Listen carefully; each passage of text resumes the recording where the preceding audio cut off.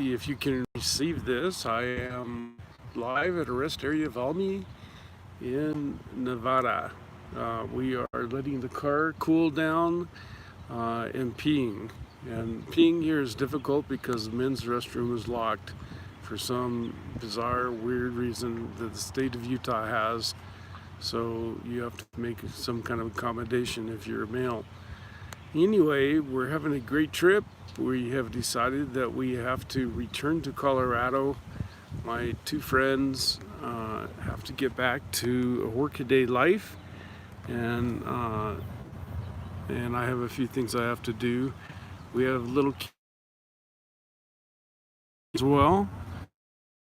We're struggling with what to do with the cats while we were on patrol. You can kind of see the air.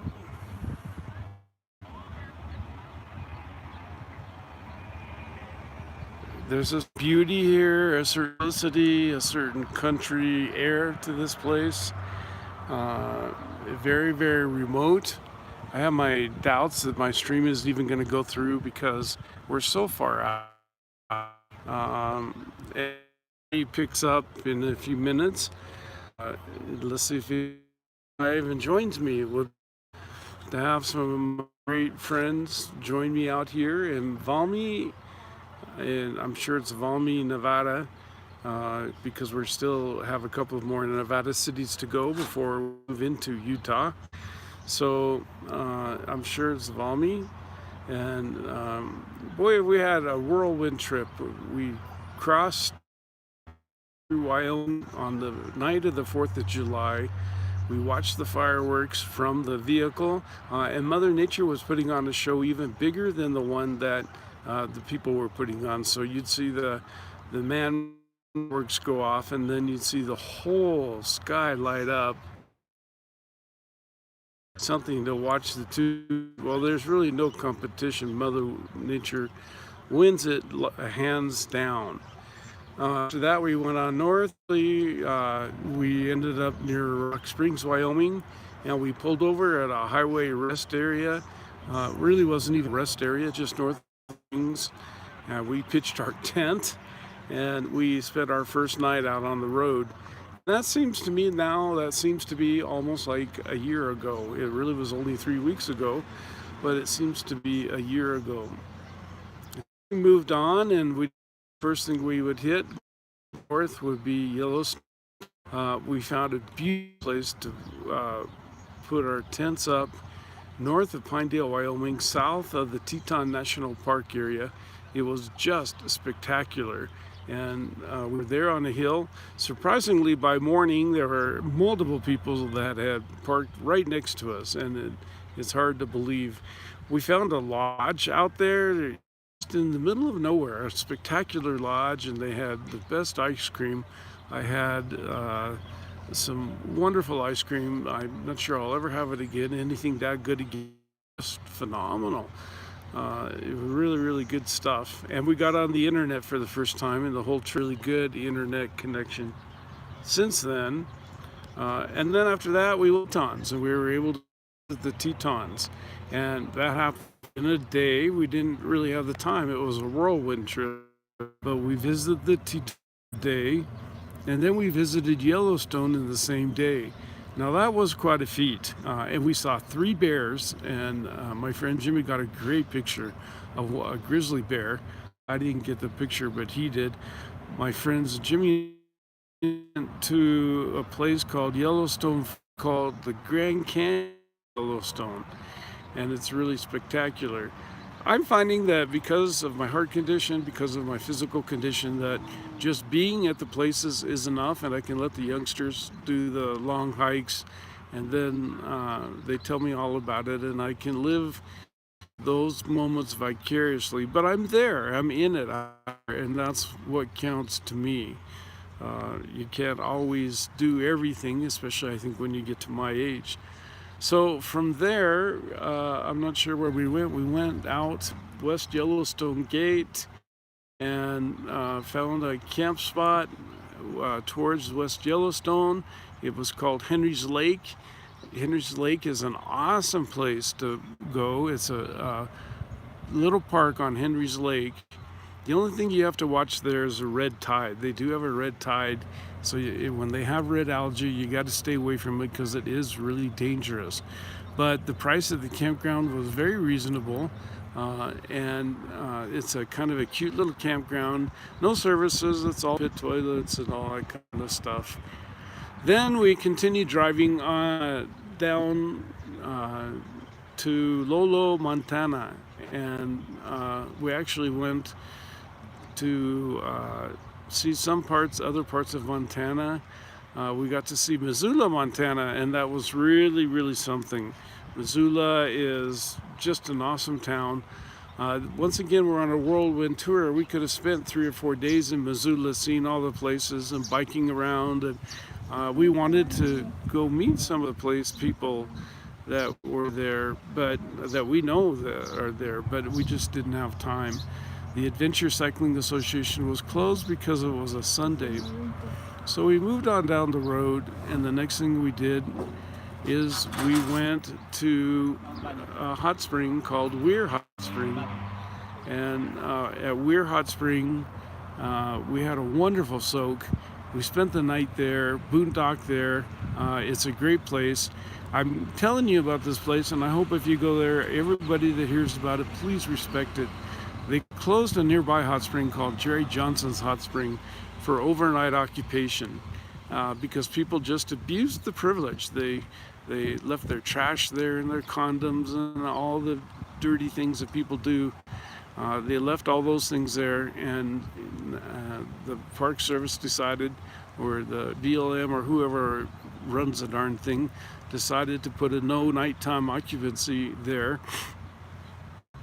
So that wasn't very much fun. And then after that, well, Weir could come next. So it's really important for those of you who visit these places to please take care of them. They are our places, but the authorities don't see it that way. They see it as belonging to nature, and we're there by privilege. And you have to understand their reasoning. If you don't take care of it, then you lose it. And from there, we went on down the Lochsa River and further down, and finally we found a place to camp, which was very expensive for what you got. A little place to camp along the river, and it was called Lewis and Clark, and it was in the state of Washington because by then we were on the north shore of the river, and a lot of fun to be ashore. And I'm not seeing I'm not sure, guys, if anybody's tuning in. I hope you are. If you are, thank you and welcome, but I'm not seeing anybody come up on my screen. So I'm not sure what that's all about. Anyway, live chat, all messages we'd like to see.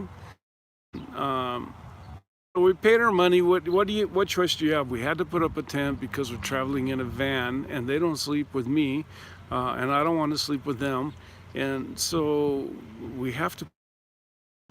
And we don't want to be walking on the roof in the middle of the night with somebody unhappy because, well, hello, Walter, good to see you, and thank you for coming aboard. So sweet of you. And so we paid reluctantly. We paid a pretty hefty price. I think it was $33 for a night for a campground with no services. There was a shower. If you paid more money, put in quarters, which we do. And so from there we moved down the Columbia River. We passed a free campground. Now the reason we didn't stay in the free campground is we've been traveling all day long, and we just didn't feel like we could continue on safely, and that's a big issue, safely. I'll take safety every time, and so we paid for the expensive campground instead of moving on to the free one. So we passed up the free campground because now we'd already stayed the night and we didn't have anywhere to stay, and we moved on down the road, and eventually we came to Multnomah Falls and Horsetail Falls, and boy did we get some nice pictures. It was fun to watch the people. I find people are just almost as interesting as the, and it was really fun to watch that. So we moved on the road and eventually came to Astoria, Oregon, and we found a campground was the weirdest campground. Was normal. It was a USF, United States Forest Service campground, but it was the people that were there that were really, really freaky. And one guy told us that guy in. He's with his big truck. We weren't trying to block anybody. Was that guy's in a lot of trouble if he comes and he's gonna cause you trouble. So we went into Astoria and we had wonderful seafood at Moe's. It was just wonderful. And so Walter, what are you up to? I'd love to hear you. I see you once in a while. I don't hear too much. Tell us how you're doing, brother. We had dinner at Moe's and we came back to our campsite, and it was a traditional campsite. The guy was running his 10 o'clock, I don't remember, off, and we were pretty happy about that. Well, right away, the guy next to him put on helter-skelter style music. It was horrible music. It was really, really bad music. And that went on until 4. So what do? You're at a campground with people that know each other. They told us, the one guy that met us told us they all knew each other, and we were basically the only strangers there. So you're at a campsite, and everybody, and somebody's running their music very loud, and it's helter-skelter music. It's just acid-led music that you can't really understand. It's very, very difficult to understand this music. And with no respect for anyone else, if the guys hadn't been together, that campground would have gotten out of the car and said to the guy, turn your music down. But that didn't happen. We could. I'm now here lying in my bed in my van, and my friends are in their tent. I'm trying to get closer so that I cover up the wind. It's starting to be a little windy. I'm thinking, I'm texting to my friend in his tent, and I'm in my van thinking, well, I could call the sheriff, and the sheriff might come out and at least kind of check this out. But then, you know what? They would have known who had called the sheriff, because none of them were going to call the sheriff. And then what happens when the sheriff leaves? What happens to me when I'm the only guy with the sheriff leaving? Now, you guys all heard, I'm sure you all heard about those campers in Canada that were shot to death very recently, a male and a female, very young people living their life and enjoying their life, and some weirdo came out and shot them. And we were nervous about that. It was so dark and so remote, and I was looking at a map of the county, and I was thinking that it would be hard just to get a sheriff out here. But if he did come out, he was going to know who had done this and who had called him. And I didn't want to have the problem of dealing with these guys after the sheriff left. So we decided to say nothing. But the next morning I left bright and early. We got into our car and we left bright and early. I'll show you where we are. We're at this rest area somewhere in Nevada. They have the men's side closed, and I have a hunch why. In their infinite wisdom, the state of Nevada has them inside closed. So you have to go, if you have to pee, you got to find some other way to do it. It just is ridiculous what the state does out of their own fears and their own phobias. It just doesn't make any sense to me. But anyway, it's closed, and so you gotta find another bathroom or another way to take care of nature's process. So we left that campground very quickly, and the next place we went was Fort Astoria. And Fort Astoria or Fort Stevens, sorry, is a phenomenal place to go camping. It's just phenomenal. Really, really cool place. And we really enjoyed being there. It's hard to get into because there's so many tourists, and you just don't have a lot of choice about it. There are a couple cars in the parking lot here, and my van's in the parking lot, and we're letting it cool down because it's running a little hot. Well, what do you expect? Hell, it's a 2003 van with 213,000 miles on it. So it's going to run a little hot once in a while. And it's probably coming up to an oil change on top of it. So we're letting it cool down, and that gives me a minute to talk to all of you guys. So anyway, We stopped at Fort Astoria, and we went down to see the wreck of the Peter Iredale, and you can still see the bowsprit and part of the stern mast posts that are coming under the tons and tons of sand that have buried the wreck. Then we also visited the fort, and we got to see the blockhouse this time. I've been trying to get in to see that blockhouse for a long time, and haven't been able to see the blockhouse because it's always closed. You have to catch it on a day when a volunteer opens it, otherwise you don't get to see the blockhouse. And I found out what I wanted. Now, in modern times, what they do is they put you in a jail and they pound you with freezing, and that's what controls prisoners. I had the unfortunate experience of being in Arizona for one night in Phoenix, Arizona, and they just, with Mr. Arpaio, and they just blasted cold air on us all night long when the ambient temperature was degrees. It was freezing cold. Well, in this blockhouse, they did just the opposite. They had a big heater, and they blew guys with the heat. Must have been sweltering. I bet they were sitting in there in their underwear because it was so hot. It would just be, you'd be short of water all day long, and because there was no water plumbed into the cells, you had to report it to the bathroom. It was a pretty cruel way to treat our fellow man. Even if people have done things wrong and justify incarceration, we need to make sure incarceration is humane and respectful. And apparently in those days it wasn't. And it continues to this day. If you end up in Joe Arpaio's prisons, you're going to be freezing cold, or in the alternative, he'll dump you into one of his tents and you're going to be boiling hot. So you get your choice, one or the other. Anyway, that's a whole different topic, and that's kind of what I used to do a lot of. I used to do civil rights and human rights when I was out in the world. Today I'm trying to let it all go. I'm trying to concentrate on just having fun and relaxing and enjoying. So we took a look at that. We had a wonderful time at the blockhouse. And then we went over and saw Defiance Point. It's a place where several ships have wrecked, and we're able to drive around that area. And then we went up to the port of Ilwaco, and that was really a lot of fun. Of course, I'm a boat guy, so I really enjoyed seeing the port of Ilwaco.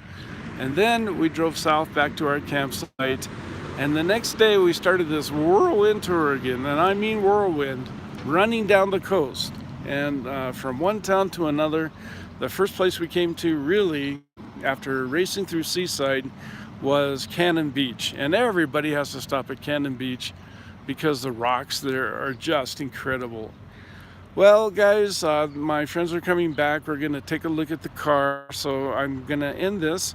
I appreciate everybody who's tuned in. It really means a lot to me. You know, I'm out here on the road pretty much by myself. This time I have some friends with me, but otherwise all by myself. And the only connection I have to the outside world is you guys. And it means a lot to be able to talk to someone else and know that you're here.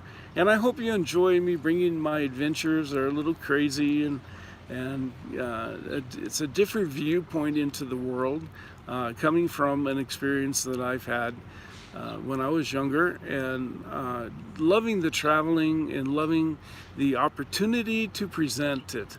Okay, well, Bob Wells always puts on bubbles. I'm going to put on bubbles if I can find them. Let's see if we can find the bubbles. And let's see, I think there are bubbles in here. That's not a bubble, that's not a bubble, that's not a bubble. You got to find the bubbles. There go the bubbles. Okay, guys, well, thank you so much for tuning in. If you haven't subscribed to me, you know, it really helps if you subscribe. It helps the channel grow and helps us with our promotion with Google. And also your comments mean everything. I'd love to hear what you think. I read every single comment, every single one. There are some negatives. I've got a couple of trolls that are out there, and I even read them. You know, it's fun to read people who get really stupid about what they say. You know, I think people make real fools of themselves, and want to do it. So yeah, I even read those. But be sure to leave your comments and please like the video and tell people what you're getting out of it. You could share it with a friend and that would help too. There are so many ways in YouTube that we can do better, and I ask that you participate with me. I end this, but I want to thank all of you guys for being here and being part of the Timothy Painter Travel Show. And we'll see you later. Bye bye. Let's see if I can figure out how to turn this thing off. I never seem to know how. Share it. Where do you share it? Share in a post. Okay, let's try sharing in a post.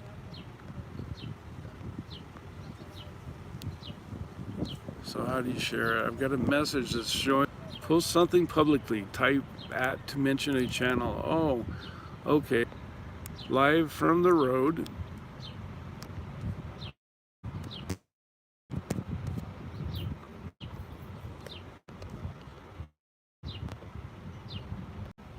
So I think we're gonna share. We shared it.